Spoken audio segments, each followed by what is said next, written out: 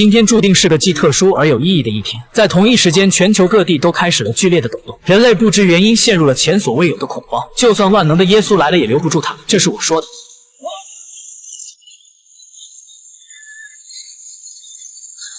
就在大家疑惑之际，一股庞大的黑影逐渐笼罩着地球。人们透过巍然耸立的楼群，看到一架巨大的宇宙飞船出现在大家的眼前。军方立刻采取措施，开始疏散群众。就在大家不知入侵者是敌还是友时，飞船外观的小瓷砖突然向外翻转，转眼间飞船的底部就变得无比刺眼，让人不敢直视。紧接着，一位人类的面孔出现。V 星人安娜明确表示，此行之意是为了和平，因为地球上有他们紧缺的淡水和矿物质。作为补偿，安娜愿意拿出远超人类的科技来交换。但这一切真如他们所说的那样友善吗？还是另有目的的险恶阴谋呢？不过 V 星人的先进科技的确让人类尝到了甜头，天生双腿残疾的流浪汉都可以自由的行走。于是绝大多数的人类开始拥护他们的入侵。可什么事都是双面的，有人拥护，自然也会有人排斥。国土安全局的艾丽在追查 C4 炸药的恐怖事件中，发现了一名识别不出身份的僵硬尸体。与此同时，重伤的基督教信徒在临死前躲进了教堂，将能揭露 V 星人阴谋的证据交给了神父，并让他务必要将证据送到指定地点。而死者口中的指定地点聚集着大量反对 V 星人入侵的反抗人群。艾丽为调查无名尸体，也在人群之中。看似首领的男人讲述 ，V 星人在多年前就已经披着羊皮潜入了地球，很可能他们就隐藏在你我的身边。现在的人类就是他们嘴边的一块肥肉，而神父手中所谓的证据，其实就是被识破身份的 V 星人。艾丽看后大为震惊，这不就是他们查不到身份的那个死者吗？也就在此刻，从外面漂浮进来一个金属球，悄无声息地对聚集者进行了热成像扫描。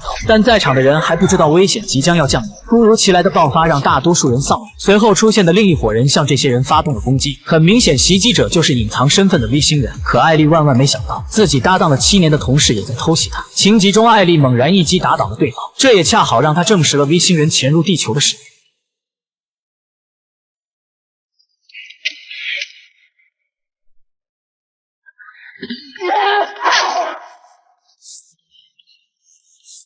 不过也不是所有 V 星人都是目标一致的，比如成功救出首领的老黑，他同样也不是地球人。妈呀，事态发展的越来越有意思，没想到别有用心潜入的 V 星人中，还有反对他们自己人的部分。